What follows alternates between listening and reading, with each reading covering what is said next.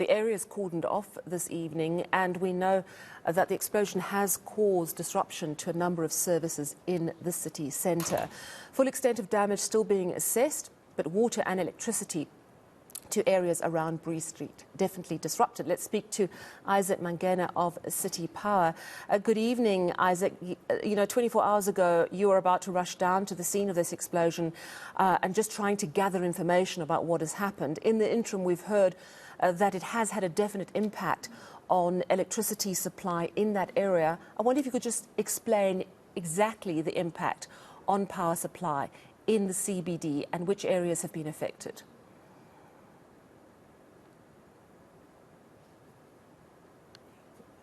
Good evening, Sally, and good evening to the viewers at home, and thanks for having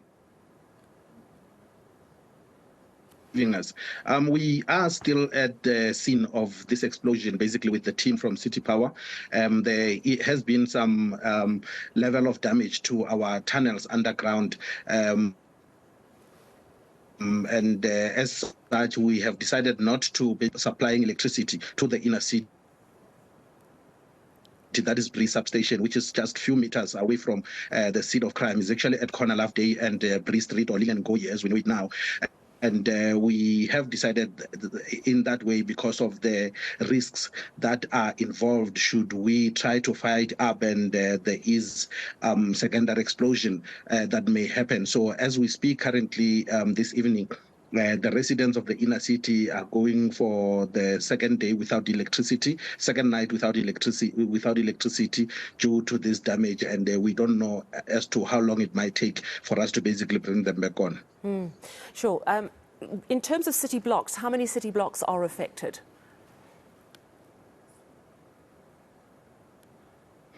The area that does not have electricity as I'm talking to you now. So yesterday when it happened around this time, or earlier than this time, we had about 3 substations that were basically affected. That when we decided not to switch on, we basically switched off. We was the town area, and also Braamfontein substation and then Bree substation, but then the 2 John Ware substation and Braamfontein were basically brought back around before midnight yesterday, and only Bree substation is off. Bree substation supplies electricity to the businesses and also residential areas around CBD, Joburg CBD. So it's a huge area. Most of those streets do not have traffic lights are not working in those areas. The businesses have not operated. All right. Basically, has not basically been having electricity. So this is something that we.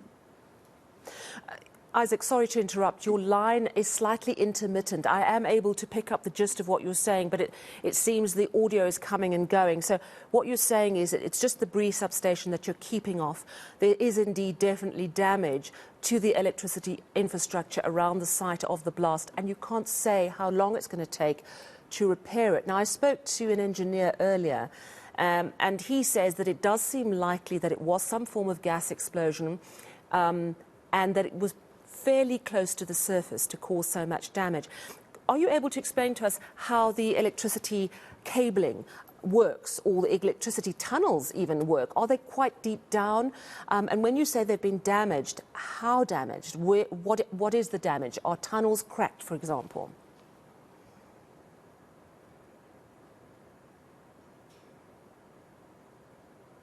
So, yeah, underground we've got the tunnels across the city of Johannesburg. So you'll see in some areas. Unfortunately, in terms of the high voltage lines, but in the inner city, most of our electricity supply is basically underground, and we've got tunnels.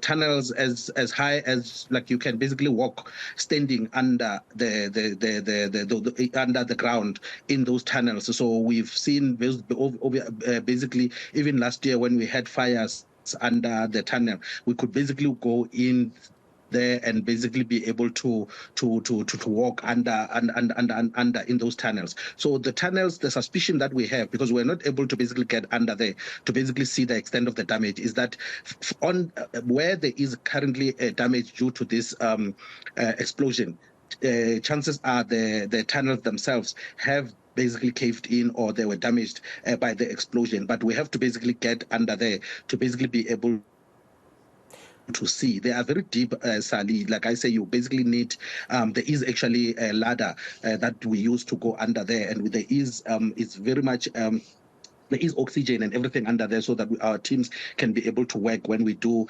cable jointing and other service that we have to basically do. Above surface at the substation, we are suspecting that the structural integrity of the substation itself could have been affected, especially when we look at the proximity of that substation to the epicenter of the explosion. So we are still basically waiting for the emergency services and disaster management to give us the clearance to say we can go in, because for us to do the testing on the cable to see which feeders are still operational, which ones can we restore and which ones we may not. We need to do the testing, and to do the testing there should be electricity running through the cabling infrastructure, and that might cause danger, especially with the reports that there is still some level of gas in the air and around that area, and we've been advised by the emergency services that we should not basically start the work until they have cleared the area, until there is a go-ahead that we can basically get under to see how much of the damage has been caused and the extent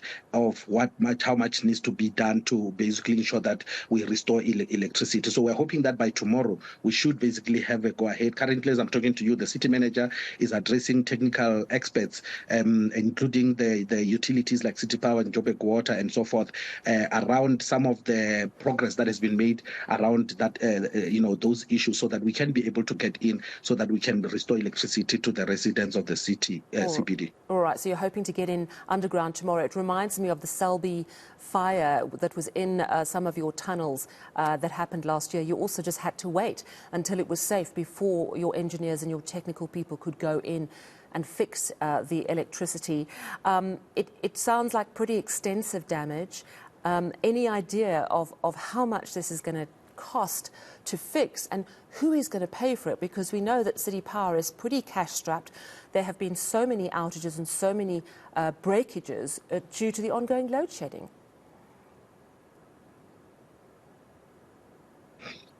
Yes, I think it's still it's early, especially as I mentioned that we are not able to basically even do the assessments of whether there is damage, if any, how much the extent of that damage and how much it may cost the City Power to basically do those repairs. But we are working with several other departments under the leadership of the city manager, Mr. Floyd Brink, who is basically coordinating all the efforts and all the resources to basically ensure that whatever the cost that is going to come out of fixing any of the services infrastructure, including water, electricity, solar, and even the roads themselves, we basically are managing to get those resources brought to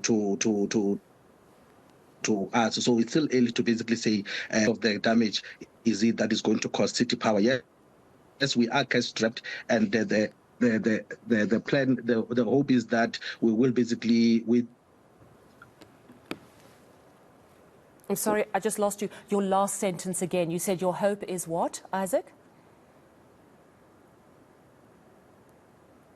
We're just hoping that there is not much damage that has been caused to the electricity infrastructure, because that will mean that it will prolong the time that we may need to restore electricity to the residents of the city. But we will basically get guidance from the experts, from the structural engineers and other people to say the substation on its own is basically safe. That substation has got about 3 transformers.